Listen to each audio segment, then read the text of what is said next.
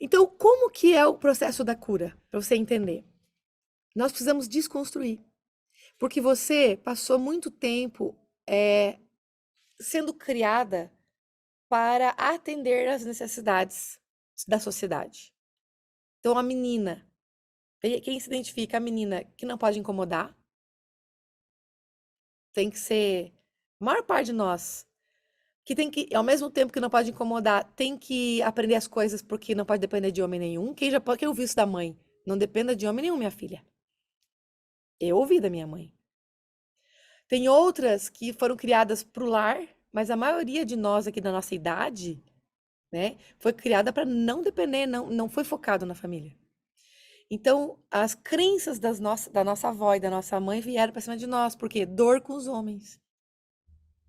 Dor com os homens, que é homem que machucou, o homem que foi embora. Nós carregamos em nós uma memória transgeracional de mulheres que tiveram que ficar sozinhas porque seus maridos foram para a guerra, de mulheres que foram abandonadas, que tiveram que dar conta de tudo, de mulheres que tinham muitos filhos. Quem aí tem avó, às vezes, com muitos filhos?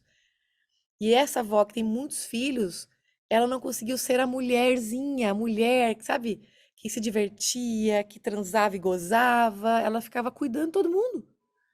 Então ela tinha uma responsabilidade enorme. E aí ninguém olhou para essa dor da avó. Quem é que vai olhar? Nós, as netas. Inconscientemente nós abraçamos a dor da avó. E aí é muito interessante, porque a maior parte de nós não tem mais de 3 filhos. A maior parte de nós aqui é em torno de 2, 3, lá de vez em quando 4, mas quem é que tem 4, 5 filhos? Quem tem? Não tem. Quem tem 2? Tá vendo? Olha a diferença. Por quê? O que que acontece? E é engraçado, como que a nossa avó, que teve 10 filhos, 7 filhos, dava conta? A gente às vezes não dá conta de 2. Parece que os 2 cansam tanto. Eu sou mãe de 2 meninos, um de 10 e um de 8. E eu passei, gente, no início a minha maternidade foi muito pesada. Depois que eu curei o meu feminino, é que eu me divirto horrores com os meus filhos. Hoje eu sei me divertir com eles. Mas no início, quando o Eduardo nasceu, eu tive crise no meu casamento, eu pedi divórcio, aí não me divorciei, mas, né, o meu casamento melhorou, aí depois veio o Heitor. Então, no início, foi muito pesado, eu me sentia muito sozinha. Aí, quando o Heitor chegou, eu já estava melhor. Tinha constelado várias vezes em relação à maternidade, para melhorar a maternidade. Aí melhorou com o Heitor. Só que ainda não era super tesão, não, porque eu não conseguia me divertir, eu estava sempre preocupada. Eu posso dizer que com o Heitor eu curti mais a maternidade, eu me lembro mais dele bebê do que do Eduardo, porque eu estava mais leve. No entanto, eu fui de verdade assim, ó, no processo de cura da maternidade, do meu feminino, eu fui dizer assim, ó, nossa, agora eu curto demais os meus filhos quando eles estavam com 4, 6 anos, 5, 7 anos. A partir dali, aí eu me diverti. Aí eu estava feliz. Mas antes disso, eu sentia que eu estava muito preocupada, pesada, tudo era meio pesado. Principalmente bem na primeira infância ali, 3 anos de idade, que eles têm diferença de 2 anos, né? Era muito difícil. Quando um tinha 3 e o outro tinha 1. Eu sofria muito. Na visão sistêmica, a gente sabe que nós carregamos em nós as impressões do passado. Então, você não precisa ter conhecido a sua avó para você saber que as emoções da sua avó estão dentro de você.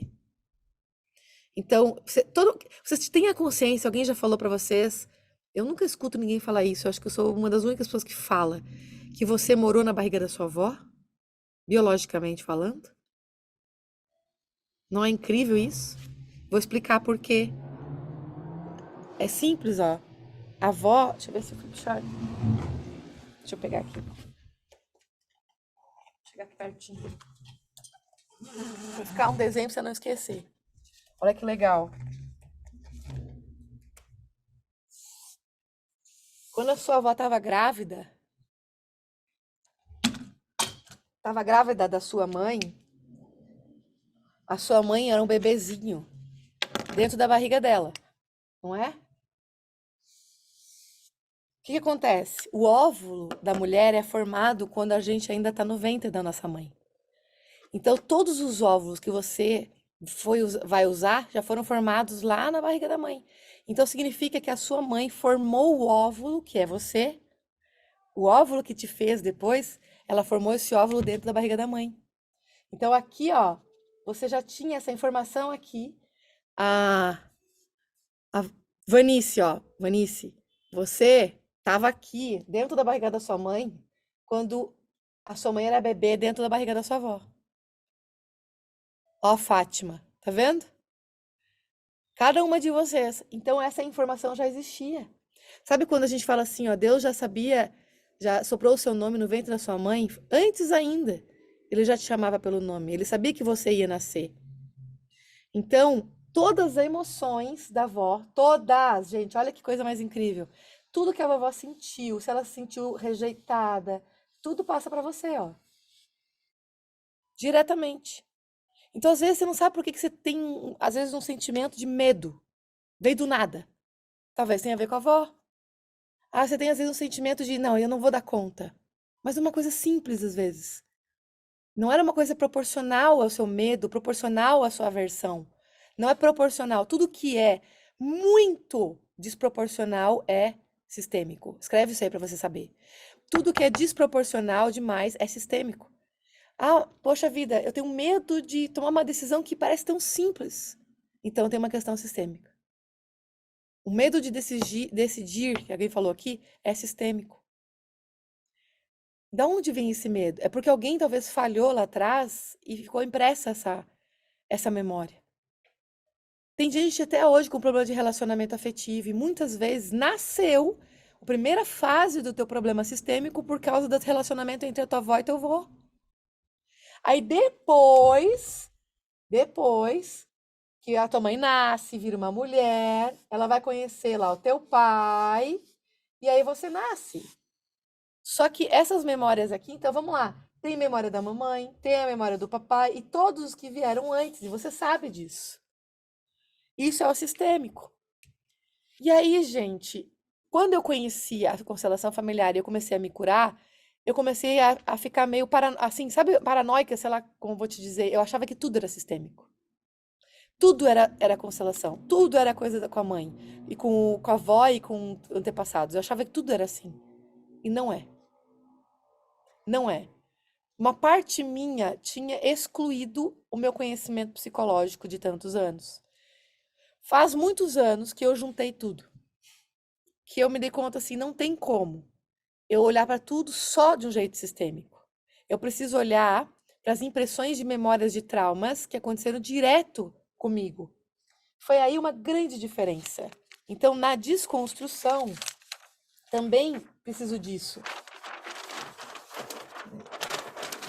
Eu também preciso, na desconstrução, entender que tem coisas que são da nossa dor que ela precisa ser colocada para fora.